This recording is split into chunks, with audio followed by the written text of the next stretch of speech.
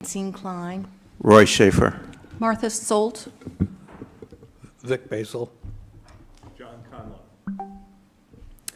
Thank you all. I hope you're looking forward to spring as much as I am. All of you who were at our meeting in February, I'd like to acknowledge that I did not manage part of the meeting as well as I had hoped. And I've spoken to everyone, and we are all committed to civil discourse here. At today's meeting, we have a number of updates on projects and committees, and we're expecting 6 votes. We are rearranging our agenda just a wee bit to accommodate our CAC friends. But first, we will hear from our project manager, Jim Wilson, on Page Park and the Red House, the first item on our agenda.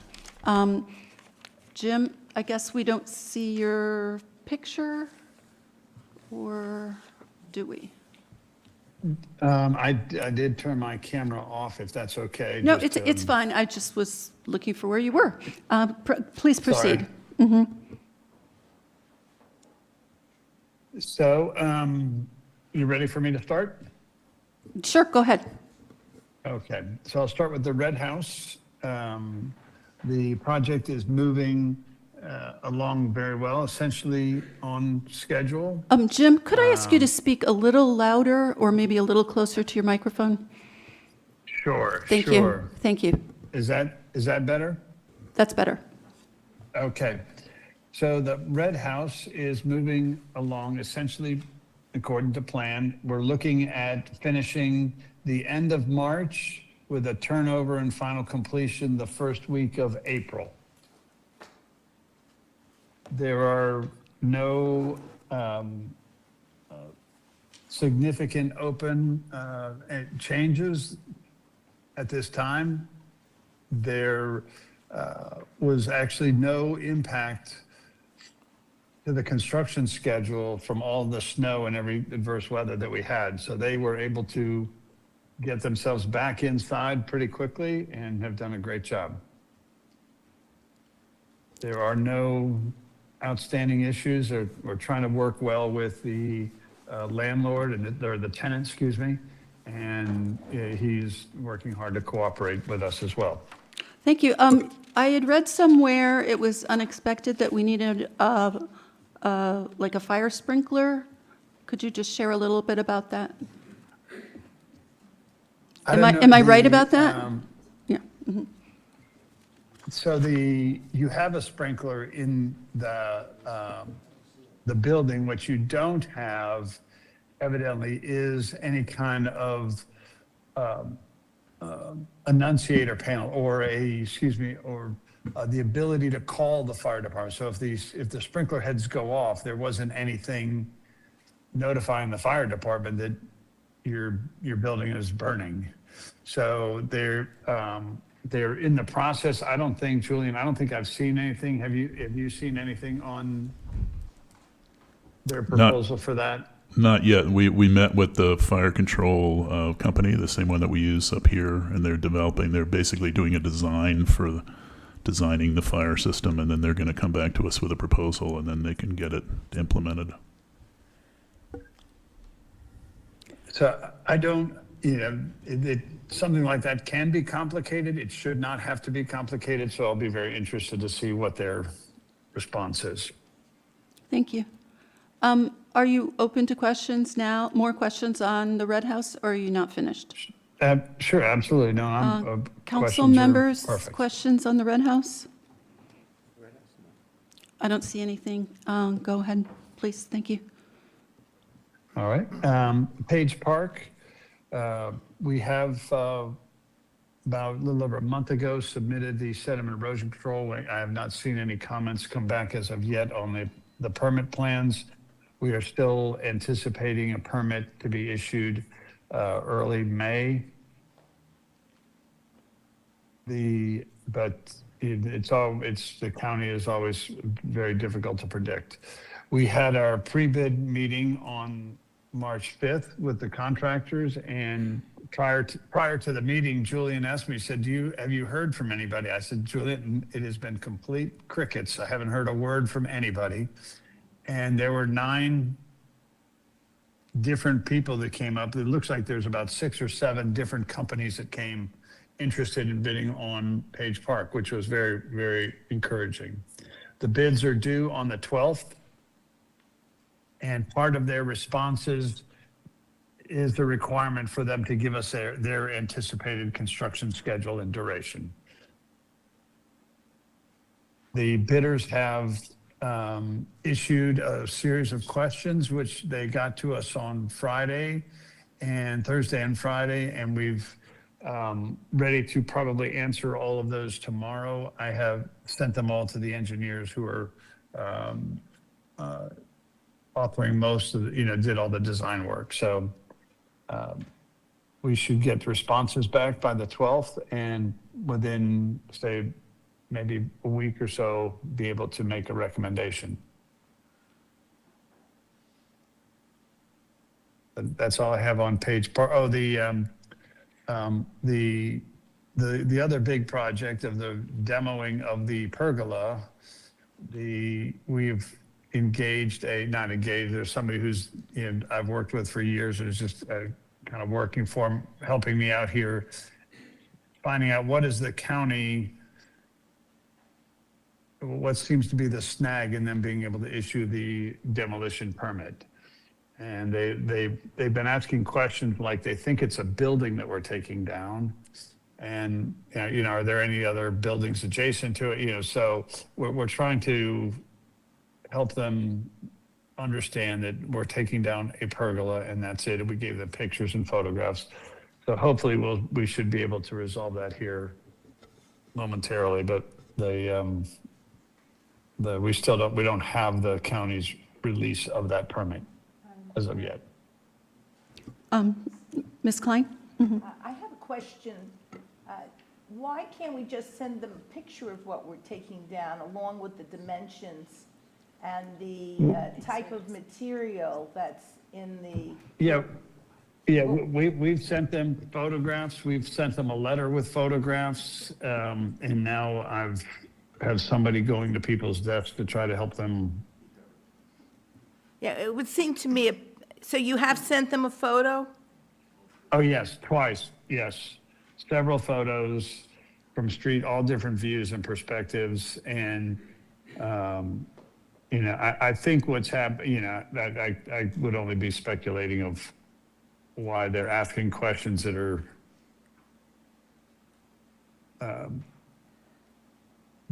seem to be in and not very well informed. So I'm not worried about it. I'm not concerned that we're going to have it done and down before the start of any of the other construction. But I would love to be able to tell you that it's gone, but we're waiting. We're not waiting. We're pushing for them to resolve it, but should be relatively quickly here. I should have thought about it and checked today with the permit expediter. What's the status? And I'll find out and send everybody an update as well. Thank you. Other questions from the council? Hi, Jim. Do we have a date yet to take down the pergola? No. No.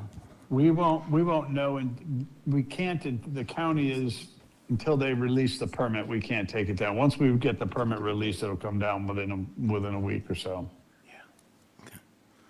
So they have not released the demolition permit for the pergola that they don't acknowledge exists.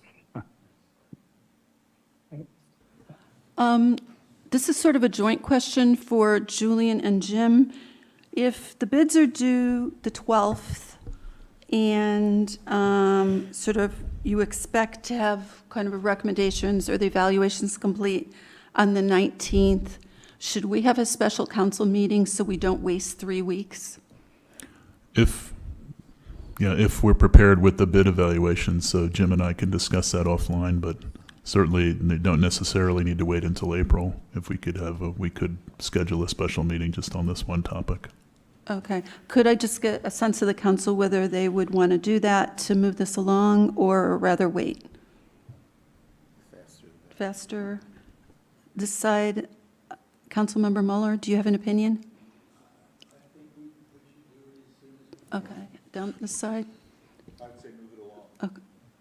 Okay, okay. So if you could just keep me informed on how that is, how that's going, and of course, we'll have to do our normal notice, but we should all plan on having an extra meeting.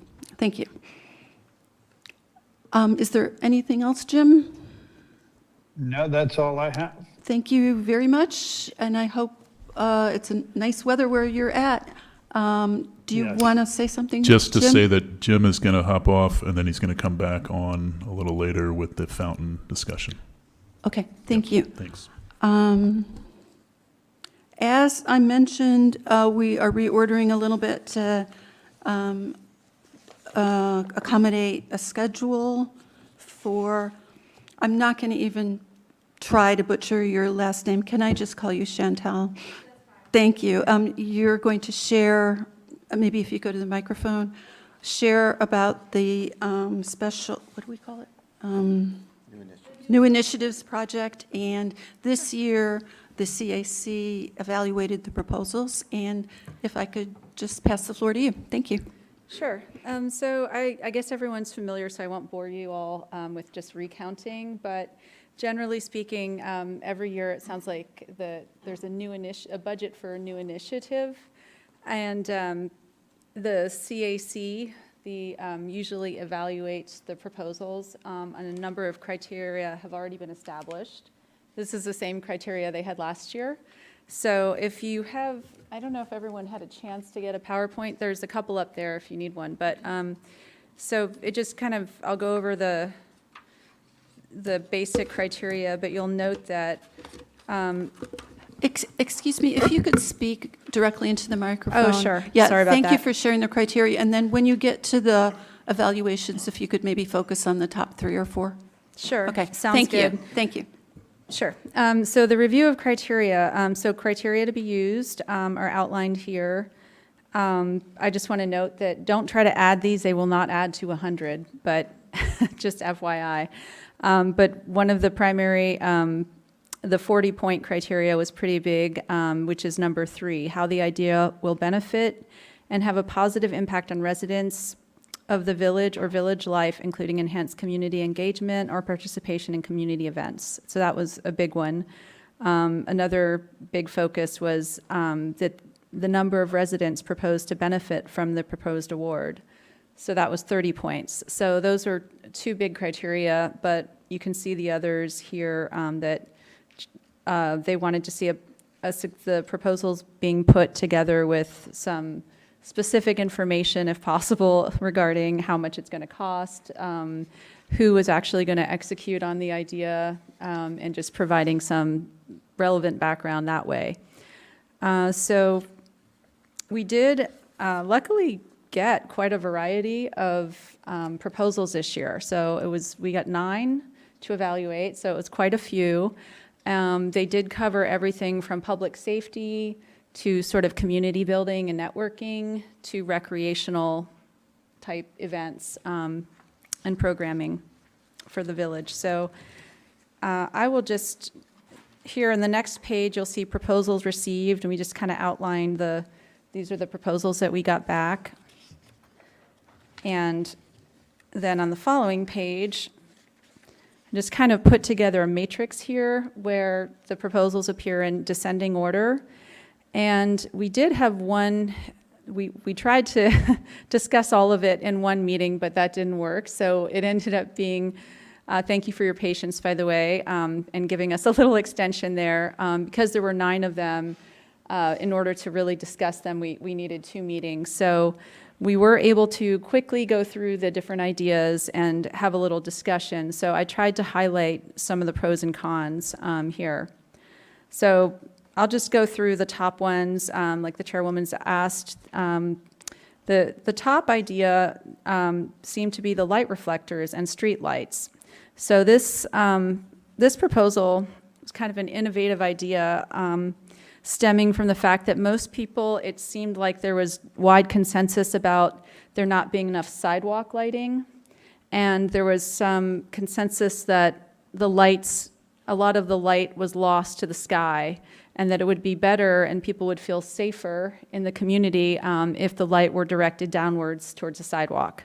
So this idea, I think most people really did agree on and see a need for this. And the person who proposed the idea, the member, actually had sort of an innovative idea that they would perhaps put a lid on the existing lighting fixtures.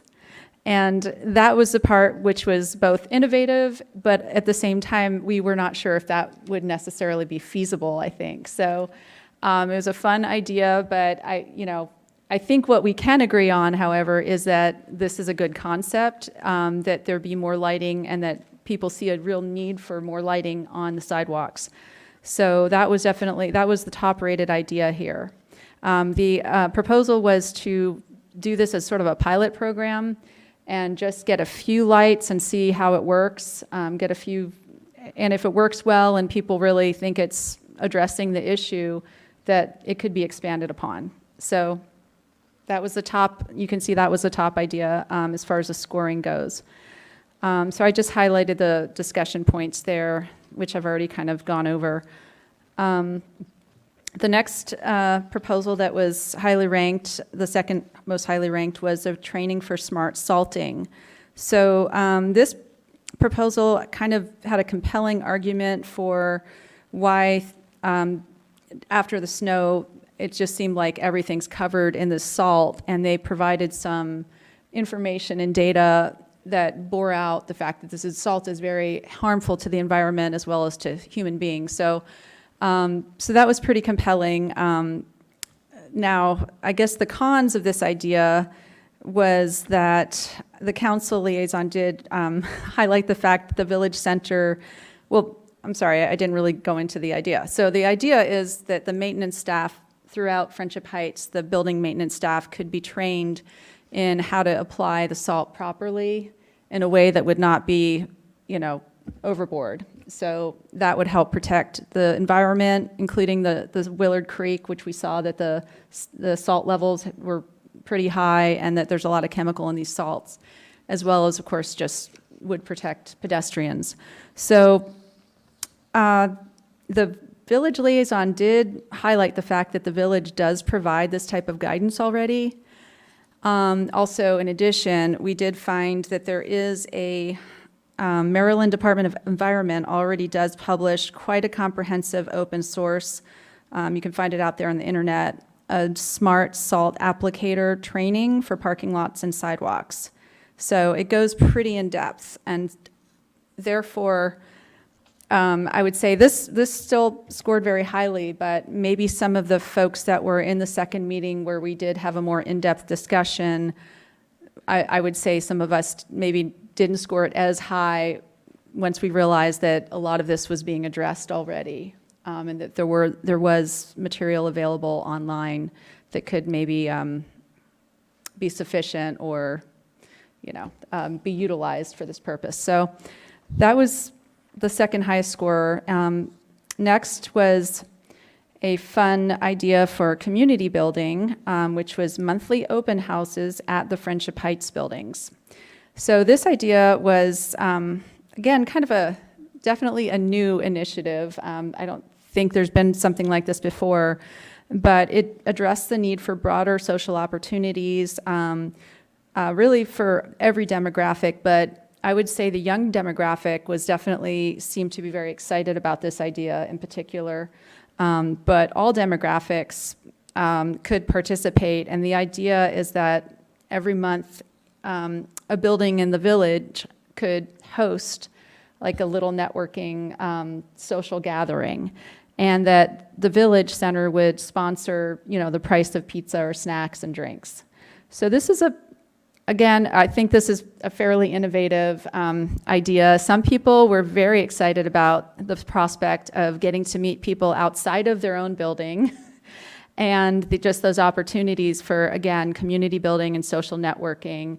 And that way, also, they're leveraging the building spaces, as an alternative to maybe coming to the village center or having to stay open late and have the staff. And, this way we could kind of leverage the space in those other buildings and just provide an interesting opportunity to see these other places and meet different people that you may have not met before. So this definitely seemed to appeal to a lot of people. We're very excited. There were a couple folks that were like, I would never do that. So it seemed to be one of those ideas that people were either on one side or the other. But there was I would say there was a fairly good level of excitement about it. And the last idea, which I'll just highlight, was the integrated support for cognitive decline. So as we know, many village residents are over a certain age and facing the prospect of cognitive decline. So this would be a program where they could benefit from just some services, some training on how to deal with this, some resources that are available. And it would also address caregiving responsibilities. So even if you're not one of the older residents, you could still, I think most people in our society have someone in their life that they're providing some caregiving services to. So this would also help benefit the caregivers as well. And there were some online, hybrid, in person, as well as sort of some online possibilities for this type of training. I will say the con that came up was there was no information in the proposal regarding the credentialing of whoever was going to deliver these services. So that would maybe be an important thing to know, was the feeling in the discussion that came out. So, and that's all that I will highlight for now. You can see the rest as you go, but I think it was a fun, very diverse selection of different types of ideas. So I will take any questions you might have, and I noticed one of our other CAC members. I don't know if there's anything you want to add, Cameron, as well. So, If I could open it up to council members for questions. John? Mm-hmm. I just want to make a point that we have a pedestrian safety study that's just getting underway, and that includes looking at how we might increase lighting at intersections. So just wanted to mention that. okay, great. And that point did come up. I think there was a little bit of back and forth because the CAC was just like, okay, it does address the roads, but the sidewalks was really the point of concern, the point that they wanted to, the kind of focus of this proposal. So just wanted to provide that additional feedback. So I'm not sure how that plays in. So, apologies, Councilmember Conlow, if this is selected, would you want to work with this group to integrate it with the other project? Because they're both, I don't know how we would do this without maybe working at cross purposes. Yeah, sure. So. I think that would Yeah. make sense. Absolutely. That sounds coordinate our efforts. Mayor Schaefer? So, first of all, I want to thank the CAC and especially Chantel for working on this. I know they took it very seriously, and I also want to make the point that the applications were blind to them. So they did not know whose applications they were reviewing, and nobody from the council has had any role in getting to this point. The idea of this program is really to fund sort of one-time items that may not be available or funded elsewhere in the budget. And as Councilmember Conlow mentioned, I don't know that we have to take funds from this to fund lighting, since we would do it anyway. And that's not to say we're not doing it, but we would pay for that anyway. And so That's good. Yeah, so my suggestion would be, if we decide to move in this direction, to obviously meet with whoever submitted that application and get their input.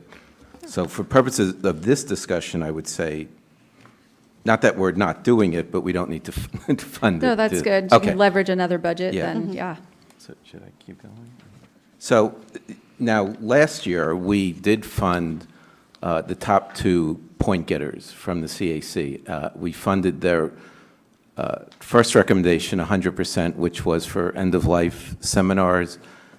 And the money that was left over, we used to fund File of Life magnets, and that lent itself to sort of prorating because we didn't have to buy all of them. So that's what we did. My feeling is I'd like to sort of stick to that approach of following the CAC's recommendation. So my suggestion, I could make this in a motion. I have more questions. So Okay, do you want- so, I would prefer our questions answered and then. Sure. Open to whatever So motions. from I anyone. guess I'm asking for the monthly open house, is that something that can be prorated also? Or I it's think something- it would be a good idea because I think every month might be a little much. It might just be hard to organize every single month. So in my opinion, this is just me speaking though.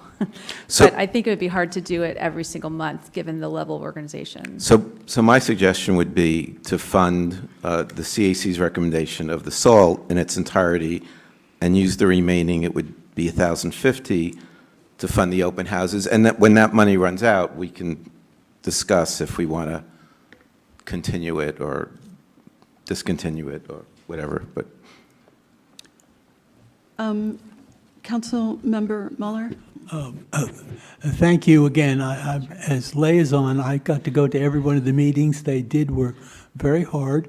There were some interesting things that weren't mentioned, namely there seemed to be a difference of opinion between members depending on their age groups on some of these proposals, which was very interesting, a very stark difference.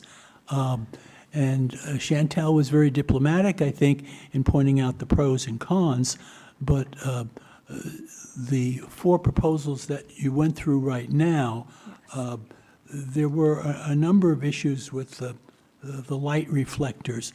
It was not really clear who would determine how it could be done. The emphasis of somehow getting more light onto the sidewalks, I thought, also were how they could get more light onto the buildings. And the way the lights are set up now, they're intentionally not supposed to light the buildings because the people in the buildings might not like it. So I thought there needs to be some additional information as far as looking throughout the village with a lighting expert who, someone like the person that originally told us which lighting was needed everywhere, because we still haven't heard specifically from anyone, at least that I know of, either on the council or on your committee, which areas need the lighting. I just hear generally there needs to be lighting, and when pressed, people will often say on Willard Avenue, which is true, but Willard Avenue is not within the confines of the village. So that particular proposal, and all four of these are very close to one another in the ranking, 65 to 59, that's not a big difference. I think that one really needs a little bit of expertise. Right. As far as the training for the salting, the individual buildings have been notified by the manager on what the best way is, the safest way. And I think the flaw in having an all-day seminar is to somehow have a day or a few hours that somehow all the staff of all the buildings could come to.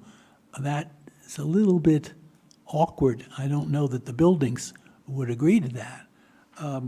As far as the open house, the people that didn't think this was a great idea were rather strong in their opinion. They said something to the effect, well, I certainly would never go to something like this. We have had open houses here at the center for people of particular ages, and that hasn't worked out too well, really. Also, before this idea needs, before it can go forward, you really need to check with the buildings that have areas of meeting. 4 of them are condominiums, and you can't just set up a program without permission of the condominium boards, and I don't know how they feel about that. It's a good idea and concept, but it needs a little bit more work. As far as the integrated support for cognitive decline. I think that was identified somewhere in our written material as being of FHNN, and they have had experience, but I don't know who the caretakers would be, so that would have to be followed up on. So each of these items needed some additional, and the ideas that weren't in the top 4, some of those I think your committee felt the program director could look into to simply have as part of the programs. There was a Right. dance program and an Yeah. art program, and Absolutely. some of those can fall under the program director's purview, which already has a budget. So That is true. No, I mean, those are all, I think, very good points to take into account. You know, I do think that, thank you for raising those, all very valid. And a lot of the ideas sounded fun that we didn't discuss, but like you said, they were very adjacent kind of to existing programming. And, but I do think it's nice that they've been highlighted now so that if they want to incorporate any. But to your point, I mean, I do think you're right about the lighting, like it would, everyone felt sort of like there needs to be more, but yeah, it needs to get more specific. Perhaps they could go around and there could be a group of people that kind of investigate which areas look like they do need that lighting, although there was kind of the prevalent belief that there does need to be more. But yeah, I agree. And the training for smart salting, I think that is a really good point about the, you know, is it possible to get everyone together? Is there really a deficiency, or do people just not know the resources that might already exist out there? And, you know, I do think that's a valid. And the monthly open house, certainly you've got you've got to get the buy-in of the building. So if that can be done. I have a few questions and comments. Thank you again. These are really interesting ideas that we hadn't really come up with, so it's good to hear what our community wants. Many of us have felt there's a lighting problem and haven't known really how to address it, and that's part of what we're doing with the pedestrian safety study, so hopefully we'll move along. I know a little bit about the salt issue, and we have tried to provide materials and educate people, and changing people's behavior is really, really difficult, as you could see as you walked around during our, you know, periods of snow. Some people have suggested that whatever training is available has to be in Spanish, because the people doing this work are a good Spanish point. speakers. I'm throwing that out as something to consider. And I'm also wondering, you mentioned this Maryland Department of Environment has open source smart salt applicator training. Is that a video, or is it slides, or? So it's a packet. Okay. I'm sure if you search it, it comes up pretty readily online, but it's quite a comprehensive packet that kind of goes through the process. I haven't read the whole thing, but it does look like a pretty comprehensive resource. But I mean, I think that's a Yeah. really good point about it being in Spanish. Right, and part of the, Yeah. I don't know, situation is that the people directing the work generally don't speak Spanish, and the people doing the work tend to be sort of lower education levels and might not understand some of the materials. So it's a real challenge. Wow. We've even had it here in the village. We're trying to communicate with our contractors, and then we come and see all this salt all over the place. So it's a challenge. I'm just saying, it's a very laudable goal. I think we should do whatever we can, but it's not easy. Right. Just because of, I guess, human nature. And I really applaud the monthly open house idea, in part because, you know, most of us know one of the biggest problems, not just in our community, but everywhere, is loneliness. And if there's an easy place you can go connect with people, you don't have to connect with everybody, but having a place to go might be helpful. Yeah, no, So- and I think also another great thing about that idea was some people don't like having to go to an event where it's very conspicuous when they walk in, and then if they want to leave, you know, or if they have busy schedules, they can't just waltz out without it being So this allows sort of a non-committal, you kind of waltz in and waltz out as your schedule permits.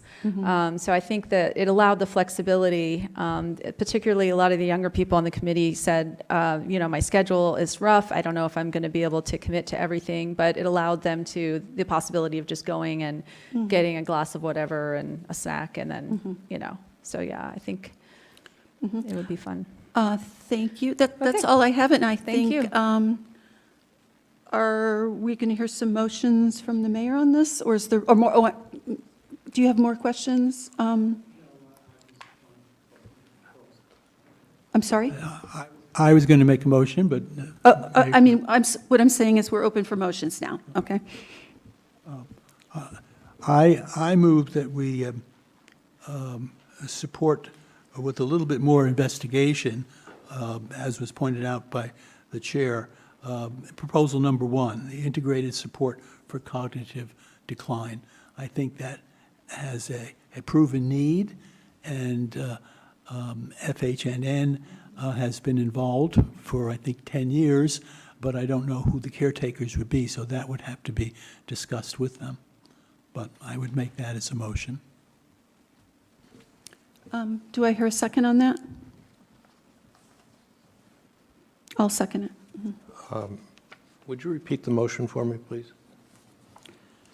Oh, the motion Do you would be... want me to do it? Oh, Or- yes. Thank you. With more investigation, adopt proposal number 1 for integrated support for cognitive decline for $3,500.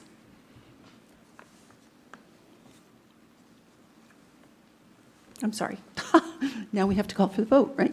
Or discussion, right, discussion. Any ideas on that? Yeah, well, I'm going to vote no, and let me explain why. It's not that I don't support this, I obviously do, but as I said earlier, we, in the past, and this is our second year doing this, but last year we did follow the CAC recommendations, and if we were to vote for this, we would not be able to fund their first 2 recommendations. We're skipping from, assuming we don't fund the lighting, we're skipping to number 3, and I would like to follow the recommendations that we were, absent any obvious reason to to vote for one of these, I would follow the recommendations of the committee, and if we vote for this, it doesn't leave funding to do that.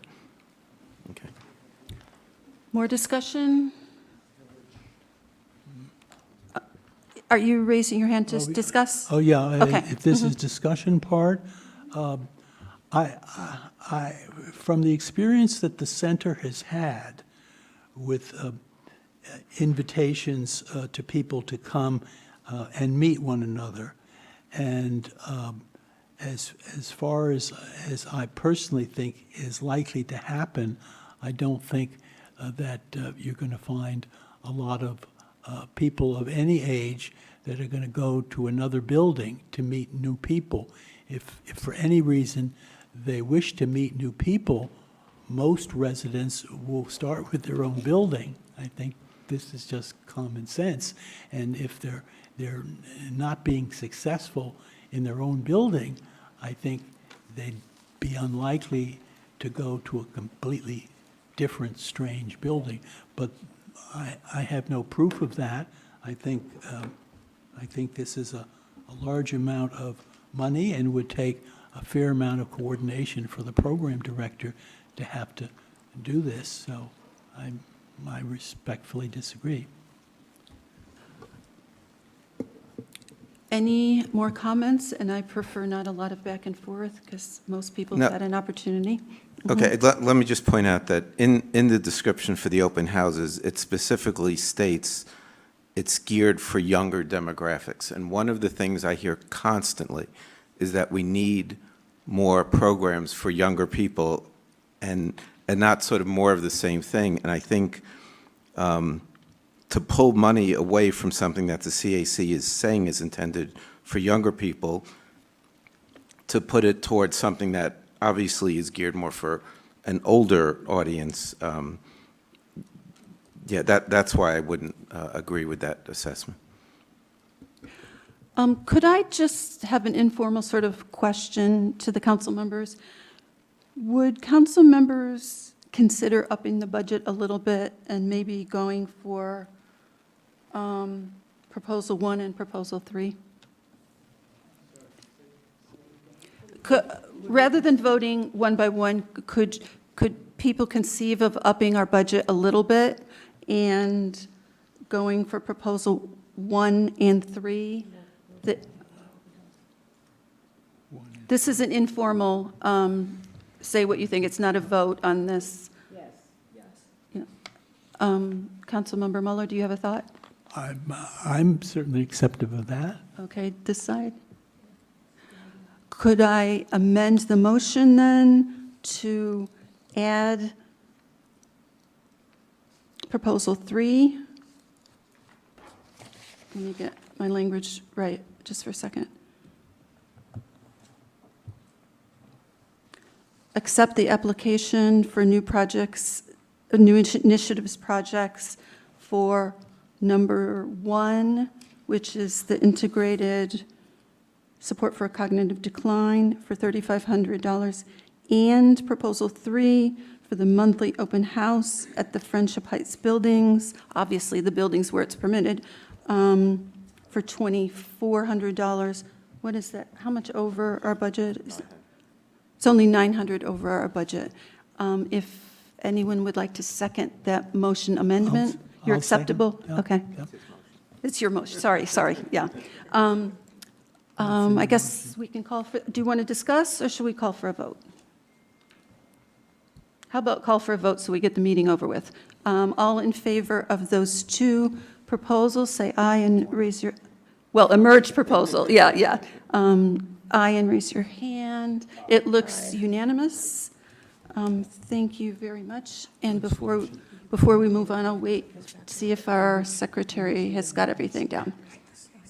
Thank you so much, CAC. Would you please pass on our thanks to all your members? It's, so many of your ideas we wouldn't have thought of on our own, so you're really playing a key role, and we would like to meet the needs of all the age groups in the.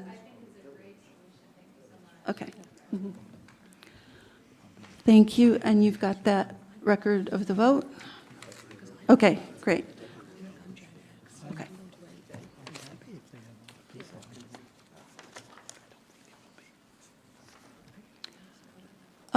Village manager, we were going to go for the police next?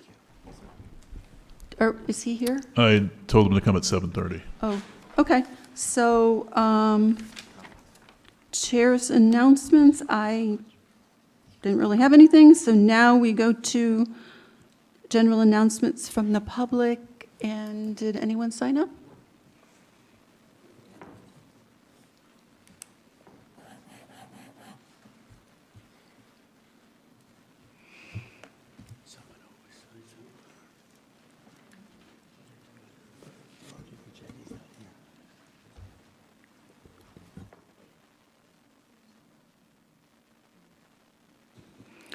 Clara Lovett, you're the first on the list. I don't think it's a very long list, is it? Clara Lovett from the Carlton. I'm here to share a bit of information that has to do with legislation and practices that the state is discussing and the county are discussing that bear on the question of housing, where to build what, etc. Before I get to that announcement, I want to thank Julian on behalf of the board of the Montgomery Parks Foundation. We are looking for new members for that organization that supports the park system, and Julian helped me get the word out in the village. In fact, I got 4 inquiries, and 2 were from village residents, one from Somerset and one from Brookdale. So thank you. The bit of information I want to share is this coming Friday, March 13th, the Affordable Housing Conference of Montgomery County, which is an umbrella organization that includes county officials, people from the nonprofit sector, as well as representatives of developers. In other words, the group that takes the overview of what should happen in the county, is having a half-day conference at the Parks and Planning building in Quito, 12:30 to 3:30. They will have two panels. One that will look at legislation at the county level, what is on the books now, and changes that the council is discussing and are likely to be introduced after the next council election. Another panel that is looking at state-level initiatives. You may have heard that just a couple of weeks ago, the governor of our state signed an executive order that is intended to speed up the work of the legislature, encourage the legislature to focus more seriously on issues of the housing supply, statewide in his case, but a lot of it has to do with the more highly populated areas of the state, obviously. So it's going to be at Parks and Planning in Quito, Friday afternoon, 12:30 to 3:30. I will be happy to send the link to Julian to share it with anyone who might be interested. You have to sign up in order to attend. Thank you. Is it only in person or is it virtual also? It's only in person. Okay, okay. Thank you very much for sharing that information. Bobby Pestronk.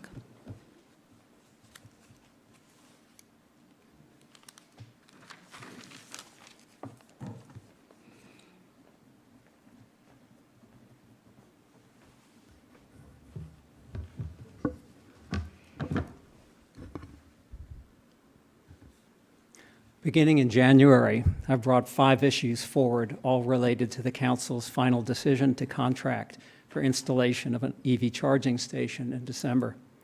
The issues: responsiveness, openness, transparency, better business practices, and an appearance of conflict of interest. I followed village policies passed and newly adopted to obtain information. In addition, I wrote to individual council members to obtain information. All but one council member were unresponsive. Yet responsiveness, openness, and transparency are qualities council leadership has lionized. At subsequent meetings, the mayor deflected, whatabouted, inappropriately dragged my family into his comments, and has several times opined that my votes last year are somehow relevant. Last month, another council member brought up vegetable delivery and environmental bona fides, also not relevant. What is relevant is recognition and acknowledgement that council practice and, at this point, the mayor's manner could improve. My initial observation was that the motion to contract village funds for an EV charging station supported an amenity limited to very few residents, and it was moved by a council member using an electric vehicle. At a minimum, that's a bad look.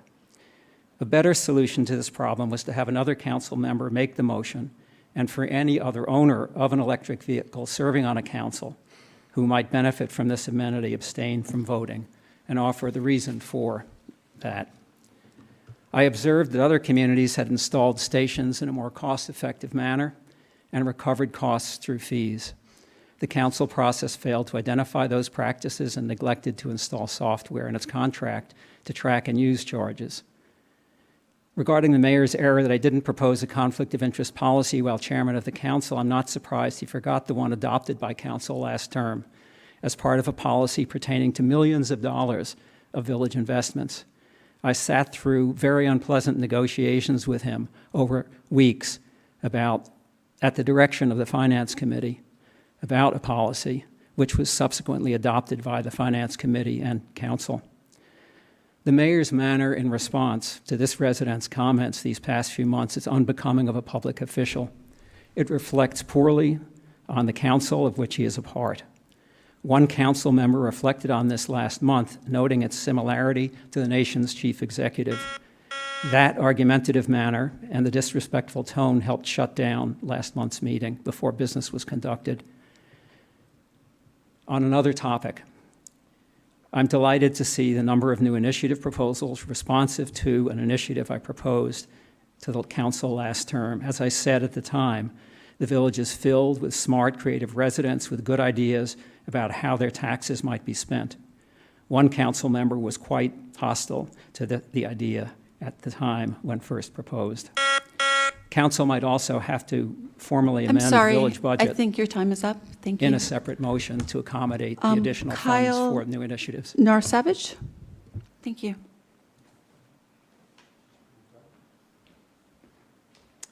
Hello, Hello. my name is Kyle Narsavage. I'm the owner of Green Sweep Landscaping. Just wanted to come to the meeting to introduce myself and be available for any questions or concerns in regards to the landscape maintenance contract and the annual flowers and everything. We're eager to get going for spring, excited that snow is over with, and it's 75 degrees outside. So I'm available if anyone has questions or concerns on anything in regards to the landscaping. So I just wanted to come and introduce myself and thank the village and Julian for having me tonight. Thank you. Yep. Stephen Silver?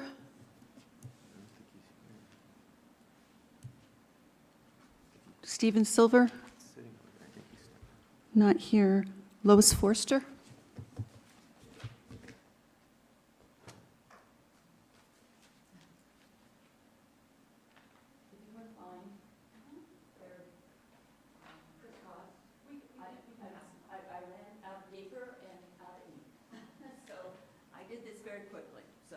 I'll just go through it with you.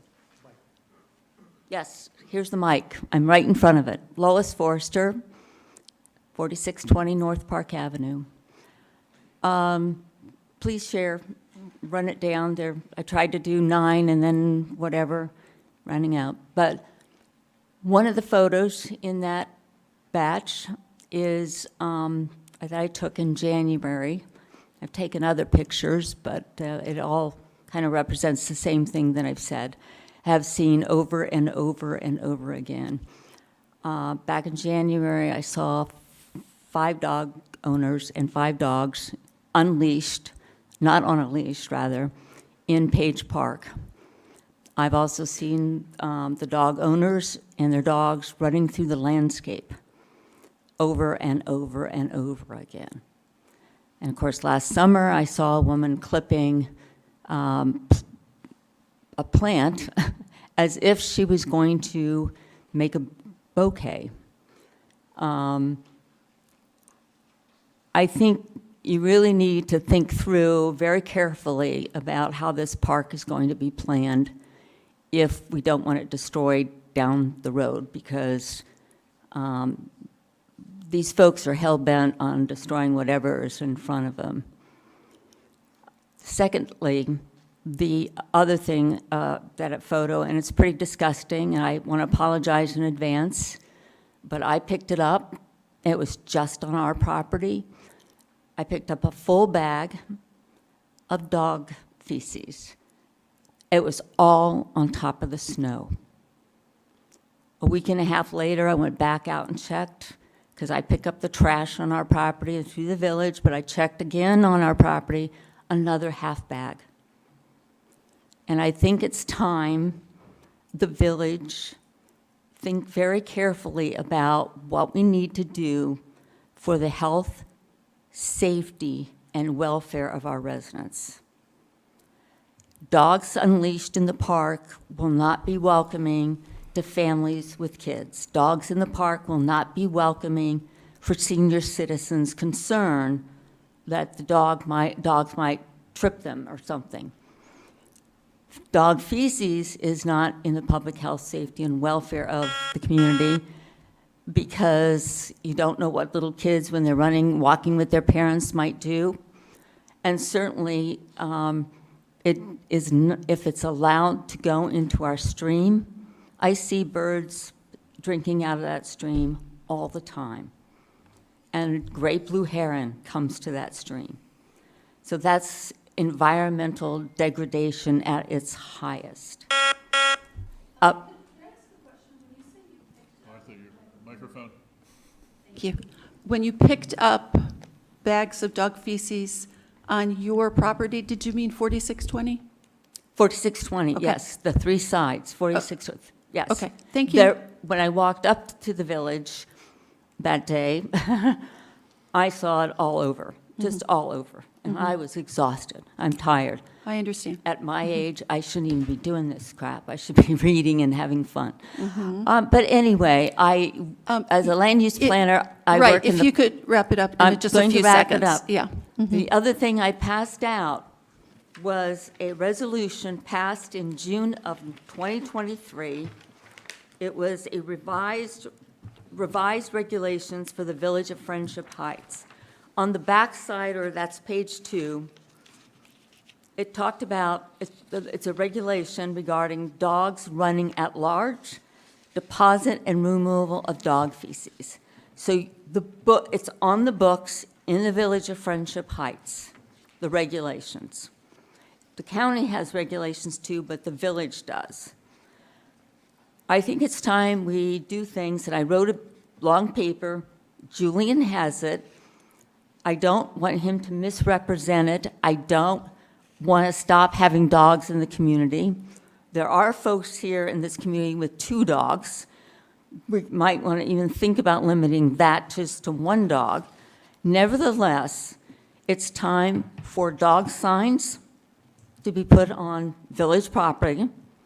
Ours are all around our building, yet they ignore it. Yours Okay, too. okay. We need, and then Page Park, something needs to be done about the Thank you dogs. for your message. I understand your concern about this. Well, what I want is one of your committees to be assigned this issue and make recommendations to the board on what needs to be done. Thank you. Thank you. Thank you. That's all we have on comments from the public. So I believe we have the village. We have Lieutenant Ari Oh, Elkin here. I'm sorry. I should have, somehow out of uniform, I don't make the connection, so, yeah. You're on if you're ready. Yes, you have the floor. This is Lieutenant Ari Elkin, who is managing and supervising our off-duty police effort. Correct. Hi, how are you doing? Good evening. Good to see everybody. And so I just want to kind of report out, and I'll kind of report out since January 1st, year to date. I think that's probably the easiest, and that was easiest for me as far as my data and numbers. Overall, I would say that the off-duty patrol has been going very well, pretty successful. They've been conducting high visibility patrol at most of the intersections. We have made to date 40 of the documented stops, 47 stops of cars. I don't have a breakdown as to warnings written, tickets written, but 47 stops, and then 23 separate incidents that were either dispatched into the village during January 1st and then handled by an off-duty officer. And those have been ranged everything, even this morning, from a parking complaint with a crane that was had a parking issue down at Shoemaker and Willard, to an LPR hit that one of the off-duty officers got on their cruiser that resulted in arrest of an individual living in the community who had an open warrant for fraud. Could you clarify LPR? What Yeah, that- license plate reader. Okay. So all of our, most of our cruisers are equipped with in-car license plate readers. It's in the forward-facing camera of their vehicle. So even when the officer is stationary, cars that go by, if they're stolen or there's a wanted person associated with that vehicle, they're going to get an alert onto their computer in their car. And that did in fact happen 2 weeks ago on a Wednesday morning. And that subject was ultimately arrested, but that was a result of the officer sitting at the intersection just monitoring traffic. So that was good. But majority of the incidents have been parking related. Again, then the one-offs with an LPR hit, and then a couple of theft reports. But overall, just as a community piece, I know that all the officers have told me that community members continue to come up and engage with them and thank them for being there, including ones that they stop. who are still primarily folks that do not live in the community. They're people that are typically going to, as we talked about last time, going to doctor's appointments or late for work. We have had 3 separate incidents in which officers have stopped and ticketed individuals for going past the school buses when they have been stopped. So unfortunately for those 3 folks, they got a ticket from the police, and they also are getting a camera ticket mailed to them because the buses have cameras on them that will automatically mail a ticket. But that's assigned to the vehicle as opposed to, the register of the vehicle, whereas that when they're stopped by the police, there are points associated with that traffic stop. So that happened on 3 occasions since January 1st. And because in the afternoons, typically the officers are going to be parked down here at the corner, Friendship Boulevard and North Park. So that's predominantly where they get the bus stop. Sort of globe. Right here, right down here, this corner right here. That's South Park and Friendship, yes. North Park, South Park, sometimes I get a little backwards. Sort of globally speaking, just speaking of the broader Friendship Heights area, I'm sure many of you are aware that we had a series of commercial burglaries that occurred a couple of weeks ago. Miwa, the Chinese restaurant, the beer and wine, were all burglarized in the middle of the night, smash and grab. That same crew has hit all over the region, to include up in downtown Bethesda, Fairfax County, Prince George's County.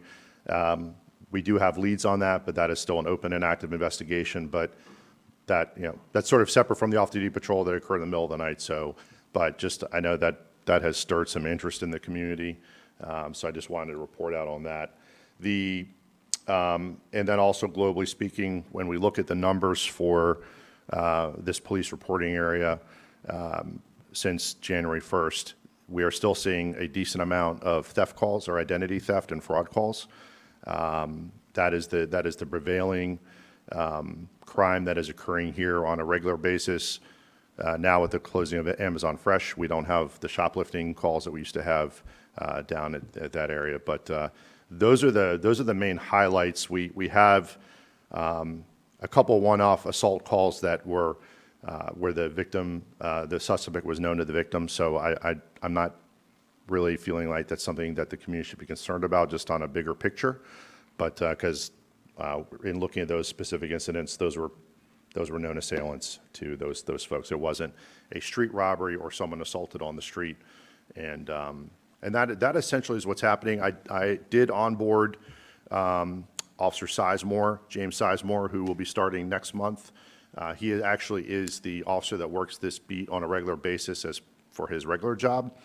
And because I had 1 or 2 officers that have since stopped working in an off-duty capacity, or so I needed to onboard another individual. So he will be starting in March. Good person. I think he's probably met Julian before and brought himself into the center here. So he'll be a new face to see around the area. But other than that, that's pretty much sums it up. But I'm happy to answer any questions if anyone has anything specific that they want to ask me about. Councilmember Mueller? Hi. Oh, thank you, Lieutenant. I'm interested about the incident at Miwa, the restaurant. Yep. What time of evening was that? Were there customers in there? No, it was like 3 in the morning, 3:30 in the morning. It was a smash and grab. They broke the glass. Yeah, I mean, there was nobody there. It was alarm off. We get there and they had hit multiple businesses along there, and then also same crew then hit about 30 minutes later in downtown Bethesda. On separate nights, the same crews hit in Fairfax County, Prince George's County, but we're still doing the cell phone data thing, where we do the geofence with the cell phone. Was there any camera coverage that could be helpful? Nothing that was helpful, no. Thank you. Anyone else? Thank you very much. All right, thank you. You all have a good night. I just want to thank you, Lieutenant. I find a great deal of comfort when I drive around or walk in the community with the vehicles, and I notice them at different locations at different times of day. I think it's a confidence booster for me, I know. So We have a thank you good very crew, much. and it was definitely challenging during the snow to park, and with all this, piled up snow. A couple of them were calling me like, "Hey, where exactly?" It was difficult to kind of not put their car in a place that was just, you know, Yes. but, you know, now we're with, we pushed forward, so now I think the evening, the folks that'll be here in the evening is going to feel more comforting too, because there'll be more people out and about Yes. as it warms up, so we're looking at those things as well, but I appreciate the feedback, and Thank you. they're all good folks, yep, thanks. Hopefully, none of them got a ticket for parking inappropriately. They did not, but yes, they've also mitigated a few parking disputes, so, but it's all good, so, appreciate it. I think now is village manager's report. Yes, two brief items. We are about to begin a search for assistant program director to fill that position. Alex Benson has resigned from that position as of a few weeks ago, so we're going to be posting the job announcement for that shortly. There is an item on the council agenda this evening, a little later, for adding hours for this position, but we will be posting the position shortly. Secondly, the traffic study Councilmember Conlow referred to earlier is set to get started tomorrow with the installation of cameras and some equipment around the village that you will see, where for the traffic consultants to begin collecting data on traffic counts and speeds and potential violations and issues like that. So they will be collecting this data, I think, for a period of a few weeks.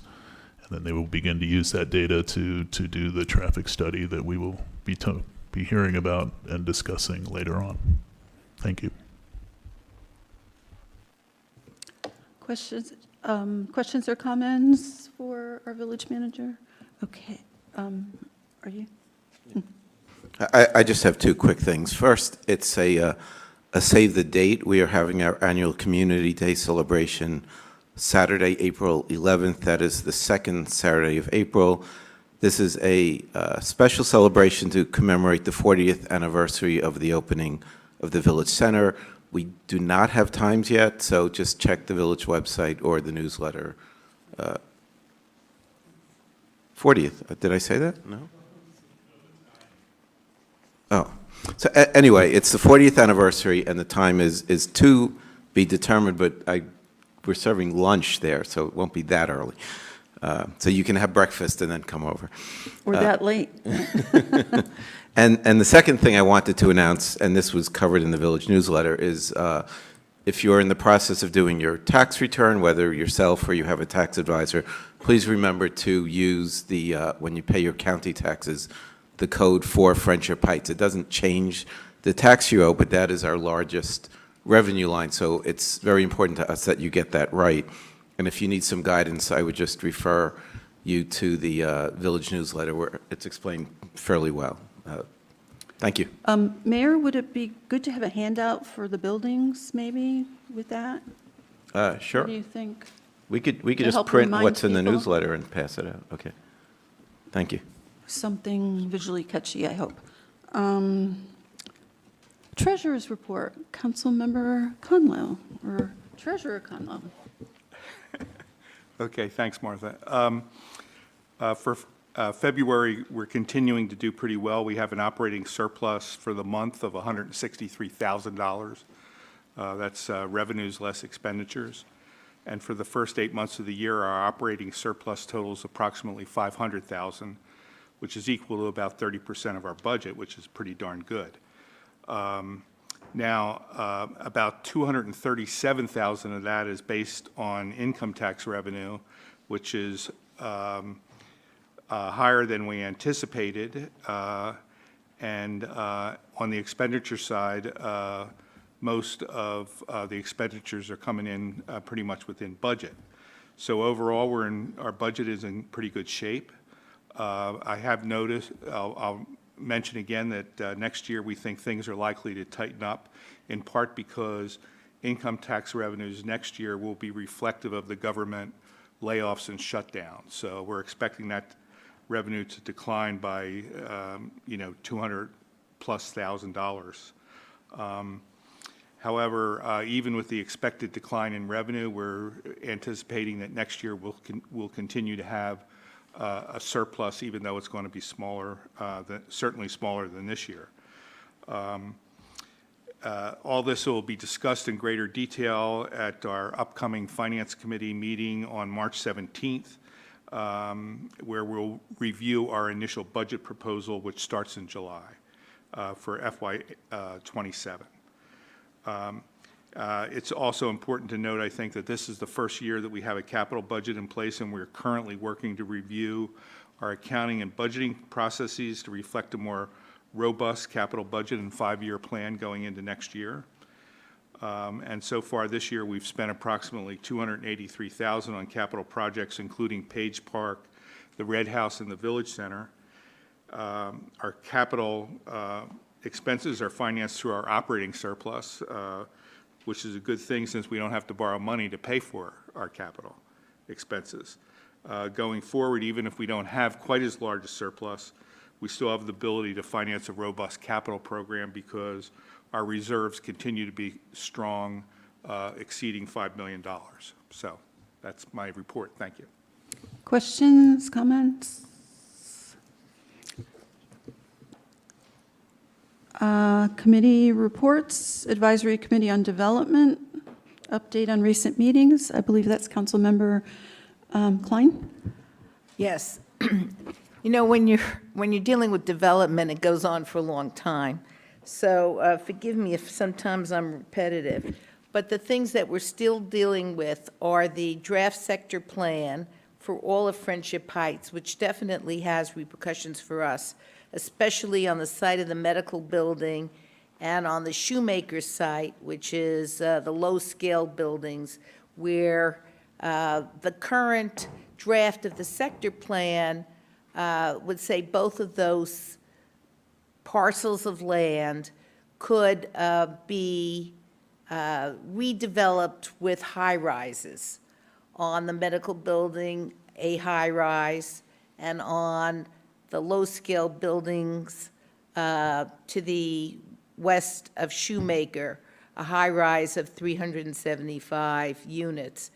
That, of course, would block the southern exposure, would be a loss of green space, and we've been promised both in the 74 and 98 sector plans that that would remain as is. So that's one issue. Probably more pressing now is what happens on the Geico site, which is being redeveloped. We've had meetings with EYA, which is the developer. Some of you went to the meetings at the school. Then they've been holding smaller meetings with the Citizens Coordinating Committee of Friendship Heights. And also now, the Willoughby is going to have a one-on-one meeting, and there will be a town hall later this week at 4620 on Thursday night, not with EYA, but with Mayor Schaefer and Chair Martha Salt. And I'll also be attending to apprise the community of what's going on with the Geico site. Now, I just want to take a minute to talk about the things that are of big concern, and I want to thank my other council members, Al Muller and John Conlow, who were part of the Development Committee and very interested in these matters and doing work on their own to make sure that we keep getting our position documented and work with the community more widely. We are concerned, the Geico site was supposedly given split in half with the Friendship Boulevard portion. We don't have a plan for that yet, but EYA wants to build townhouses and a couple of residential buildings, one a condo and one a rental building on the western portion of the site. And as a community, when we talk about it, and I haven't heard anyone say anything different, we're concerned about the loss of all of the trees now on along Willard Avenue. We're concerned about the height of the residential buildings that they want to build. which is higher than what was approved in the 98 plan by either 2 and then 3 stories. We're concerned about traffic on Willard and North Park, and we're also concerned about how the views of residents at the Willoughby, at the Carlton, at 4620, and Willard Towers will be affected. With regard to traffic, one of the things that's concerning, and I've mentioned this to EYA, and others have too, is that there is no way out of the property on which they are building townhouses and apartment buildings, condo and a residential rental building, no way out onto Western. They are having all of the traffic go on to Friendship Boulevard and onto Willard. And they will have a street that connects directly with North Park. And they say that that's not a problem for us because the traffic won't be any greater than it is now, and that people will leave the property from North Park on their side of North Park, south of Willard, and will then make a right turn and then a left turn on Wisconsin if they want to go north on Wisconsin. I don't think that's accurate, especially if someone puts a light at North Park. If that turns into a highly trafficked area, which I think it will be, since it will be a residential community, and a residential community, us and them, on both sides of North Park, if you wind up with a light, I think there will be a number of folks who decide if they've got a green light that they might as well just cross and come up through North Park and deal with a couple of stop signs and be out on Wisconsin. So all of these things are still things that I like to think we can possibly negotiate with EYA and Parks and Planning. And that's the spot we're in now, is to make sure that all of the condos along Willard, in particular, are coming up with the things that they want to make sure don't happen. And as well as the Elizabeth, which is also a condominium. I know we don't want any more traffic on North Park. That's a main traffic street for school buses. Now, I say all of this, and I ask you again, if you've gotten an email from Parks and Planning that asks for your comments on the sector plan, you should be responding to that with what your thoughts are. And I think it's important for us as individuals because we respond on your behalf. The mayor has written several letters on these issues, but then the Parks and Planning come back to the individual residents in the community, and we really need to respond that way too. So that's where we are. We continue to meet with candidates for office, at-large candidates, to see what their ideas on development are. And we continue to talk about the issues among ourselves on the committee. I don't know if any council member has a question. Yes, Martha. Maybe a suggestion that if you've received one of these emails and you'd like to respond, sometimes reading what someone else has done can help jog your thoughts. Yes. So I really would suggest reading the 2 letters that came from the village. It can maybe give you more background information than you might have off the top of your head. We could email those to you, or could you, maybe Jason, put them very prominently on our website? Yeah. I know they're up, but is it easy to find? I'm sorry? Okay, thank you. Is there any other? No, I like that idea very much. Thank you very much. Councilmember I Mullen? just want to make special note of the fact that Councilwoman Klein, in her role as head of the Development Committee, has done an amazing amount of work in inviting candidates for the upcoming county council. Those are the ones that will probably make the final decision, not Park and Planning. And none of us really knew many of these candidates. Thanks to Councilwoman Klein, they are speaking and hearing from the committee of about a dozen people, Councilwoman Klein's committee, on our concerns, and also giving us some idea of where they stand. So far, their responses have been rather good, I think, speaking just for myself. And they are now getting the feel for the fact that this community, represented by the elected officials plus the appointed committees, feel very strongly about this. So my thanks to, and I think you should all know that without Councilwoman Klein, we wouldn't be meeting these people. Yeah, one thing that's good about it is we don't know who's going to win, okay? There are 18 candidates running for the at-large seats, 4 at-large seats. And then we have the 4 candidates running for District 1 where we live. But what's good about meeting them is that they meet us. And so when it comes time to vote at some time in the future, whoever, and we're inviting the candidates we think had the best chance of winning, that when they have time to vote, if they do on the sector plan, they will have already met with our community representatives on development, and they will understand what our issues are. So I think that's a better place for us to be. And the votes are in the middle of June. They're right around the corner, and they're 99% likely that the Democrats will win because there aren't any Republicans running in most of these races.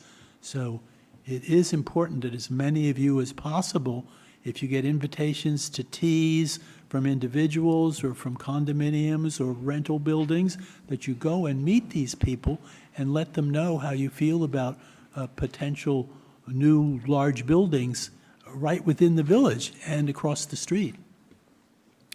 I join Councilmember Muller in expressing gratitude to Councilmember Klein for everything you've done on this. I know it's a very heavy lift, very time-consuming, and important. Thank you. Yeah, I third that motion. Francine has done a fantastic job. Thank you, Francine. I think we move on to the Finance Committee meeting of February 20th. Okay, real briefly, the Finance Committee at its meeting on February 20th reviewed initial drafts of both the FY7 operating and capital budgets. A second draft of the proposed budgets will be reviewed at the next meeting on March 17th. With the goal of submitting a recommendation for review at the April council meeting if possible. In advance of that meeting, we're also planning to coordinate with policies and procedures on salary recommendations. And we'll also, at the meeting on the February 20th, we approved a draft motion on bank procedures, but that motion is coming up for review later on the agenda. That's it. Thank you. Thank you. Policies and Procedures Committee meeting of February 27th. Thank you. The committee has been, I just have a few points to make, talking about how busy the committee has been. A contractor has been selected to help bring our website into compliance with ADA.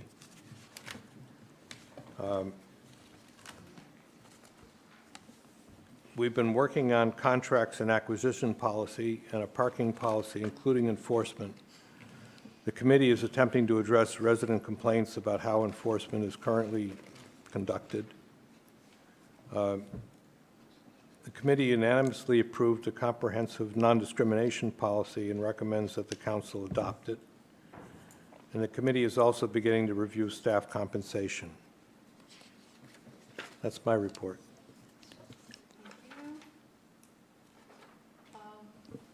we move on to old business. Discussion vote on proposals for repairing the fountain and replacing the fountain lighting in Humphrey Park. And for council members, the spreadsheet is, where is it?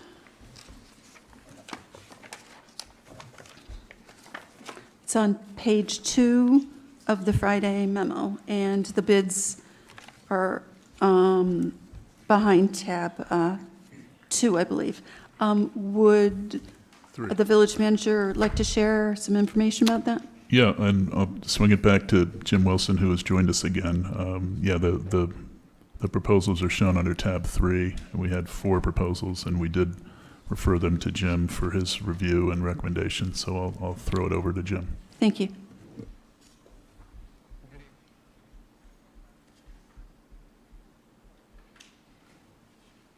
Jim. Is he here? Jim, can you hear us? We're not hearing you, Jim, if you're talking.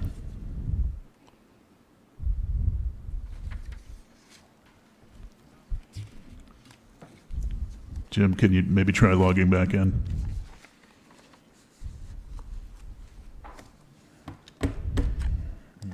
I'm sorry, who are we trying to log in? Oh, thank you very much. Thank you, I just didn't catch that. Jim, we're not hearing you. Can you exit the meeting and log back in?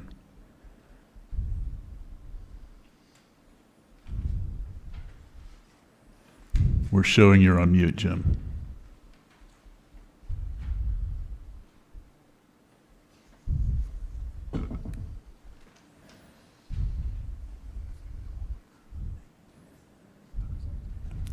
Jim, did you try to log back in?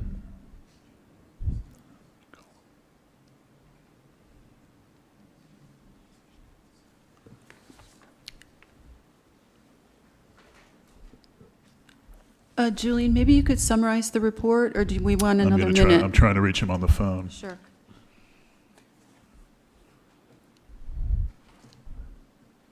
Jim, are you there? Okay.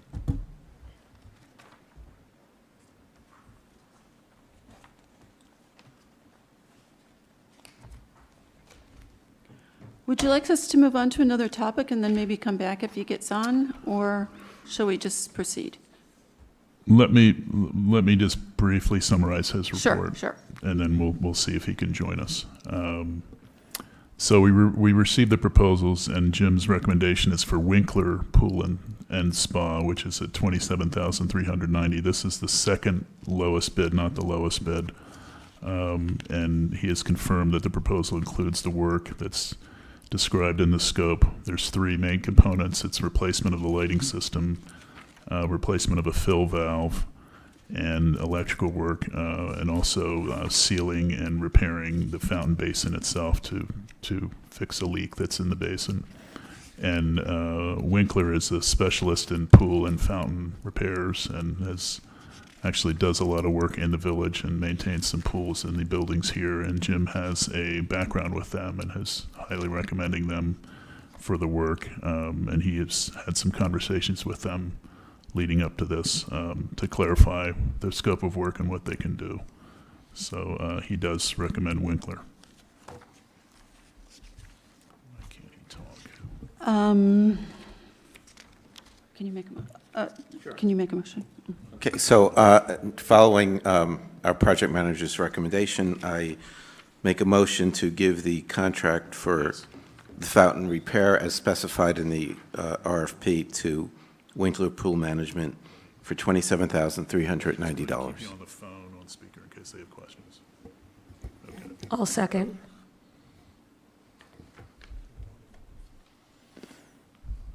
Would you like us to wait, or should we No, proceed I've with got the him on vote? the phone if you have questions, just in case anybody wants to ask him anything, because there's something Okay, wrong. we can't have hear him a otherwise. motion and a second. Are there questions or comments? Allison did. Council, Go ahead. No, I was just saying I seconded it. Go ahead. Yeah, I have a question for Jim. I've already pointed this out to Julian. Jim, The highest bid, I know is aware of the fact, but I do not know if the other three are aware of the fact that the lighting, which is broken down in the fountain, originally had some sort of a filter that it was lit with different colors. I don't remember how many. And you can see at the bottom of I think, one or two of the remaining malfunctioning bulbs that there is some sort of a color filter.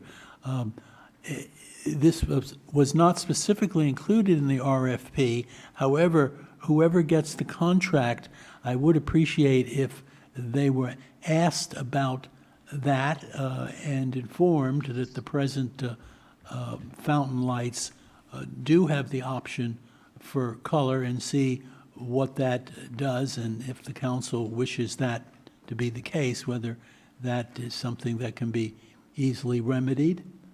Because right now, I think the only one that may know about that is the high bidder. We can look into it, but I'm not aware, I was not aware of that requirement, but if it is a requirement, we can look into it, but all the bidders bid the same set of documents. So it did not appear that there was anything unique that the high bidder was doing. No, what I'm saying is, I realize it's not in the RFP. However, what I'm saying is that the present system had the option, and I'm asking if that can be asked of whoever the winning bidder is, whether that will be. Absolutely. Yeah. Absolutely. We could look into that. Yes, thank you. Thank you. And I support the mayor's motion.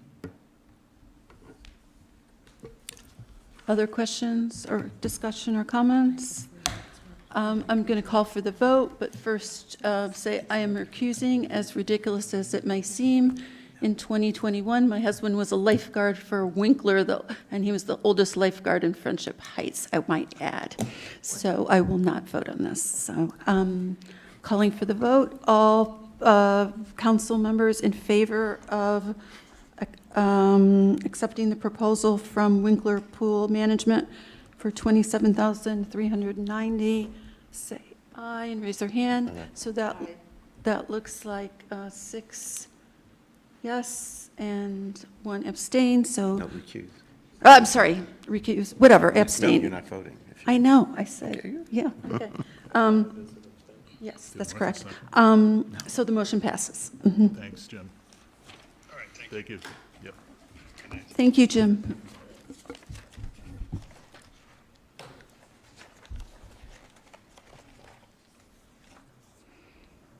Yeah, we should have left them all. The next item is discussion vote on proposals for landscape maintenance contract. Again, would you like to initiate this discussion, Julian? Yes, this is the landscape maintenance contract that covers the parks and the open grounds. This is a 3-year contract, and we did issue an RFP, and we received 7 bids, which are summarized in your table on page 4 of the memo. And I did send around a revision today that just shows the total 3-year cost, because the original information was just the annual costs. So now we have an additional column that shows the full cost of the 3-year contract. Essentially, we boiled this down to 3 of the most competitive bidders, which were the 3 lower bids, Green Sweep, Brightview, and Davy Tree. And of those, Davy Tree is the low bidder, followed by Green Sweep, and Brightview was the higher bidder of those 3.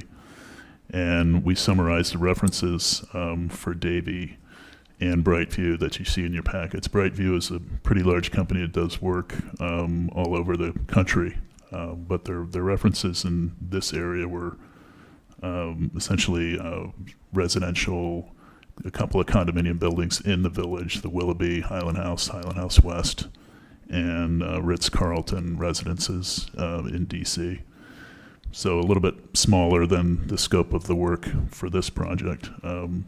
Davy Tree submitted references for Fairfax County Parks Authority, Village of Leesburg, larger entities, but a little bit more in terms of maintenance and not so much in terms of flowers and landscape planting.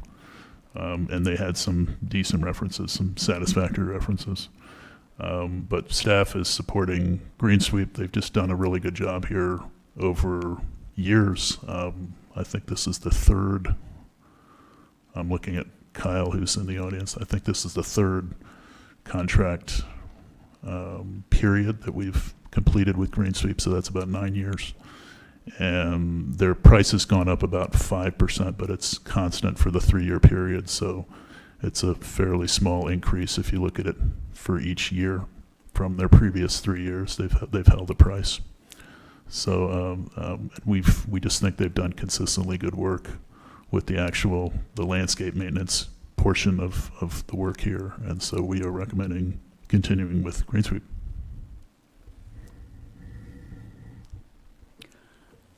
A question about the RFP. It was fairly detailed, right? With very specific, number of visits, types Yes. of plants, et cetera. Yeah, I Did should you say? also, yes, very specific, detailed planting list, very precise planting list. And I should also mention that I went to Green Sweep before we issued the RFP to talk about the hanging baskets, because we've just noticed in the last couple of years the hanging baskets just look like they needed a little bit of a redesign, a different kind of a view, especially looking at some of the baskets around the area and neighboring communities. So we came up with a plan to really spruce up those baskets, which is reflected in this RFP. And it's also the reason some of the prices are a little bit higher, because the baskets are going to have more flowers in them and probably cost a little more than they have in the past. So that was in the RFP, open to all the bidders, That's right. Okay. Yes. Go ahead. I have a couple of questions. First, I think I heard what you were saying, that you've come up with the design for the flowers. Is that true? With some assistance from Green Sweep, but what I did, I saw some baskets in neighboring areas that I felt looked nicer than the ones we have had here. So I inquired as to what kind of, what's the makeup of those baskets. And So if they don't get the contract when we take a vote, will you be working with the new contractor, whoever that is, to guide them on what the landscaping should look like? Yeah, absolutely. This is in the specs. This was in the RFP. The revised, the new vision for the flower baskets is Yeah. in the RFP that everybody has bid on. Yes. Because I've always been very impressed with what we have, and there's always room for improvement, I'm sure, but it really shows off the community well to have the sort of landscaping we have. Along those lines, one of the beauties of the center property is the trees, and I do want to know, because trees are different than landscaping. They're their own specialty.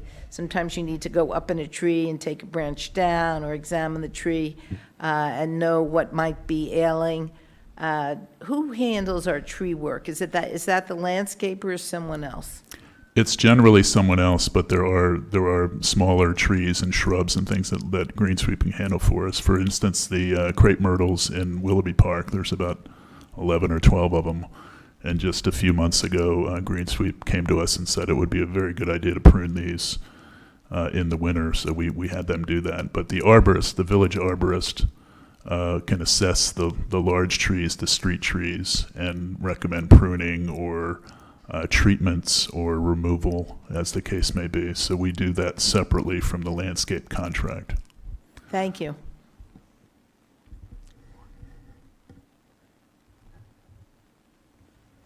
I'm sorry, yeah. Councilmember Mueller? Yes, in reading over the references, and this is a public meeting, but I can only refer to the manager's notes. The low bidder is essentially a tree expert company, and The references that are here, having had to give references myself, as I'm sure my colleagues have, I think I can recognize an attempt to be diplomatic. For the Davy Tree service, the reference, I will simply read what the manager gave us.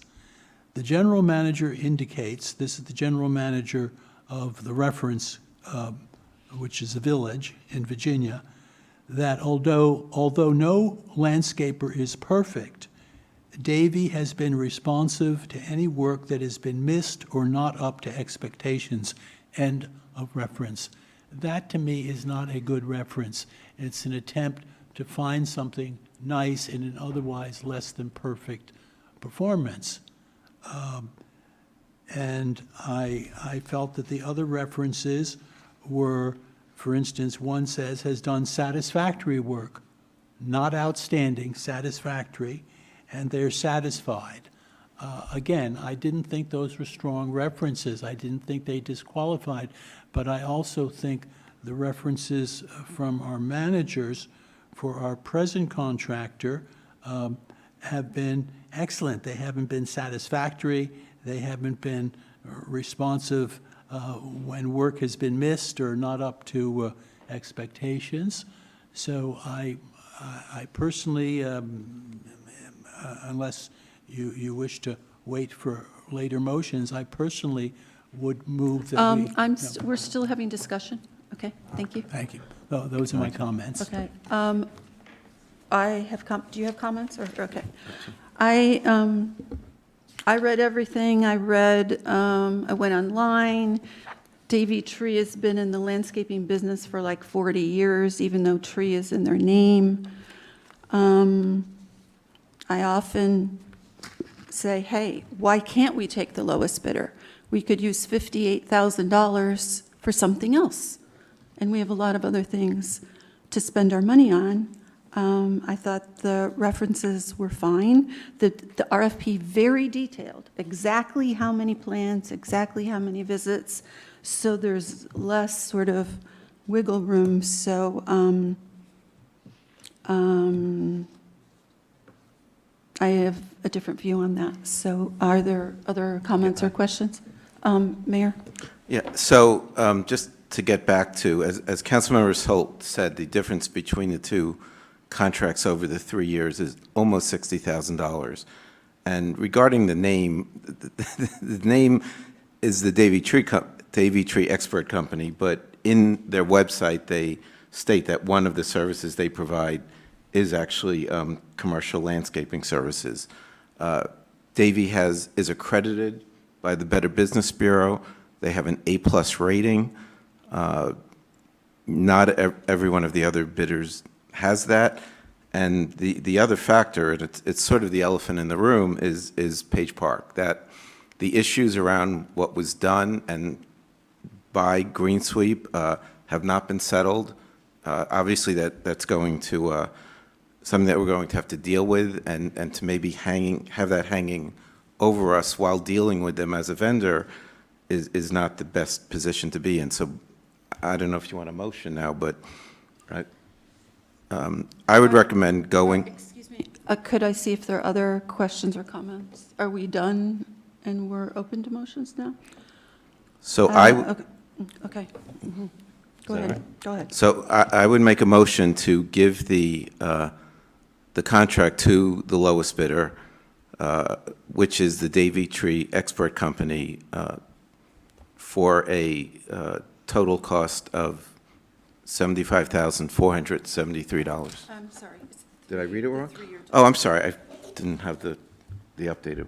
$226,419 over the 3 years. Is there a second for that motion? Second. Okay, there's a motion and a second. All in favor? I'm sorry? Thank you. Discussion, thank you. Comments, questions?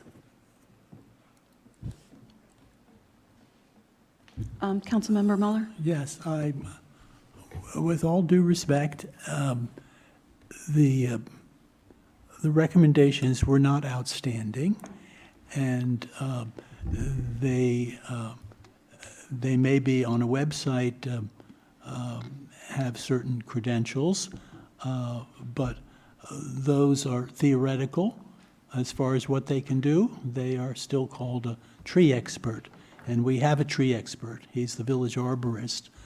The present company has had a fair amount of controversy over one contract that was separate from the contract we're discussing tonight. And Page Park has a lot of reasons for being so frustrating for everyone. I think that is a separate issue. There have never been any complaints that I know of concerning the maintenance they've given for our premier park, Humphrey Park, and of course they also take care of, under that contract, Willoughby Park. They've performed outstanding service, and our village managers, who have day-to-day or week-to-week interaction with them, have spoken highly of this. I think those recommendations are more important, to me at least, than the theoretical one on a website. So I hate to not go with some of my colleagues, but I think the recommendations of the managers and what we've seen ourselves as far as how beautiful Humphrey Park looks and how Willoughby Park has been watched over carefully, I think outweigh any problems we've had with a lot of groups, including the county, and we're not pulling out of every contract that we have with the county concerning other issues because of the issues we'd had over Page Park, which has been a disappointment again, in many respects, caused by many different entities. So I make those comments in addition to the ones I made before. Other comments or questions? I want to make sure discussion is full on this. I don't see any other desires to speak, so I'll call for the vote. All those in favor of adopting the landscaping contract from Davy Tree for $226,419 for 3 years, please raise their hand and say aye. Okay, and then all not in favor, if you could say nay and raise their hand. Okay, so 2 noes and 5 yeses. The motion passes. Thank you. Secretary, are you ready for the next? Okay. Discussion vote on the non-discrimination policy recommended by the Policies and Procedures Committee.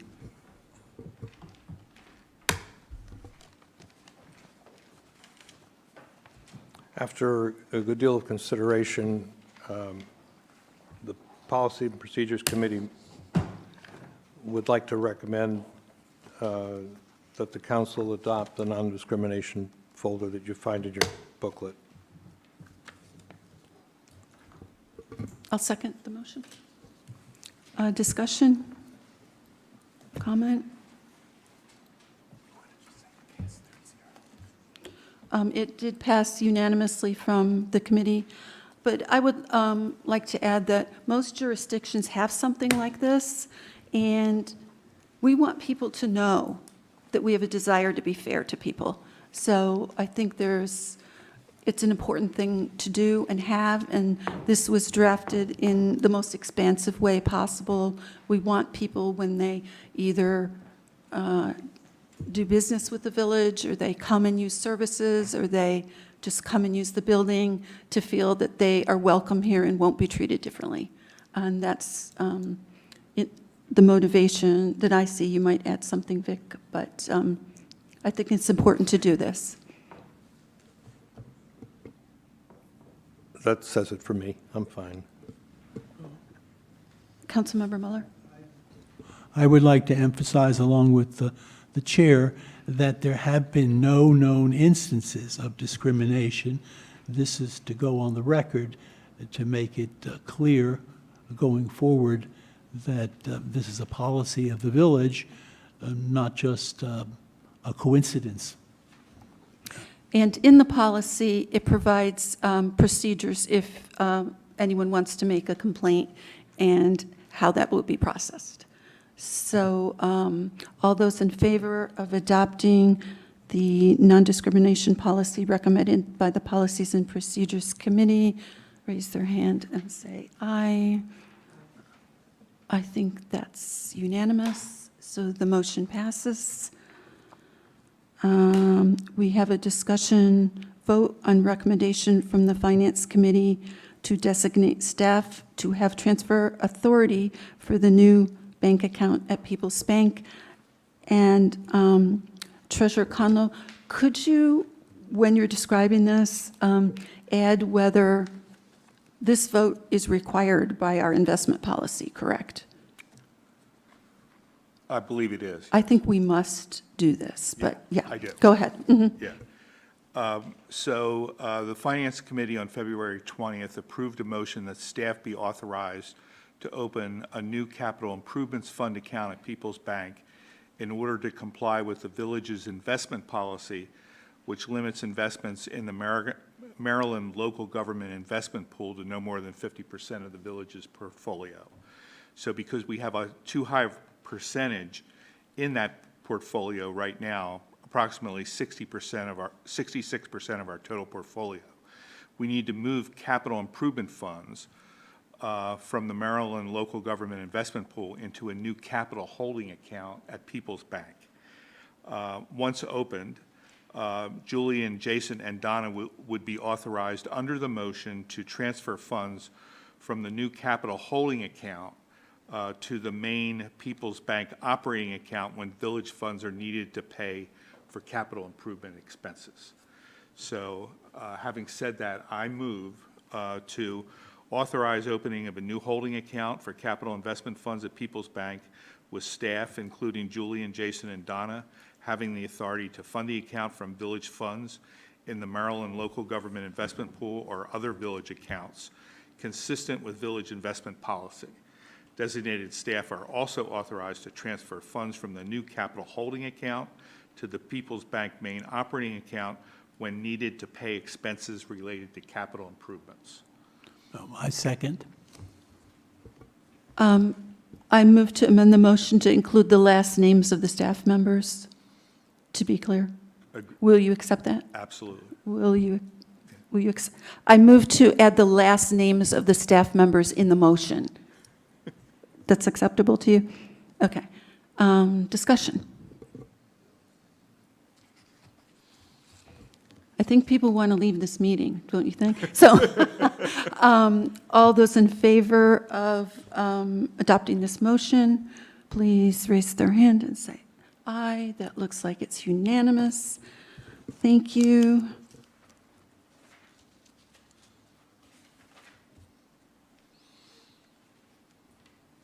Our last item is discussion vote on increasing the Assistant Program Director position from 30 to, I believe, a maximum of 35 hours per week.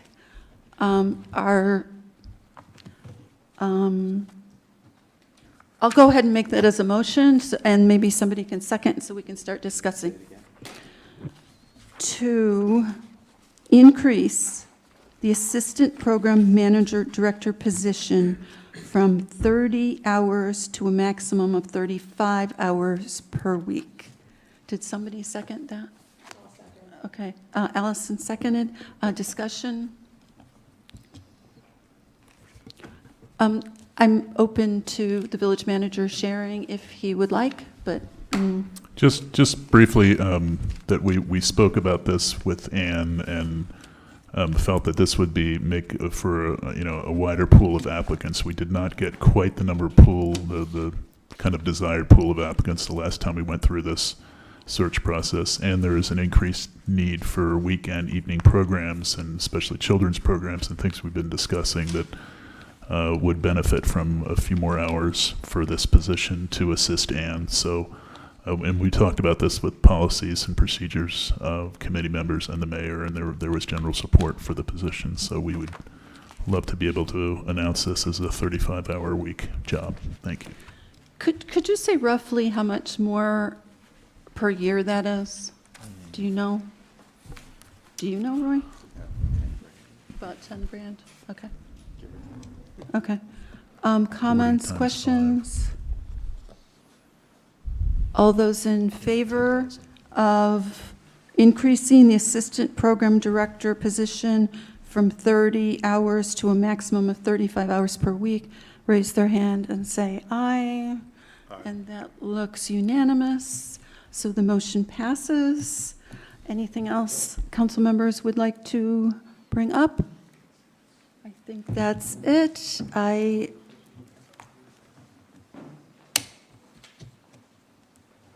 I'm sorry, we did do the fountain repair, right?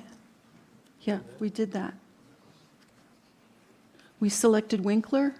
I abstained, but everyone else voted? Yeah, okay, okay. So I believe we can adjourn the meeting at 8, looks like 27 p.m. Thank you very much for the stalwart people who stayed till the end. Thank you.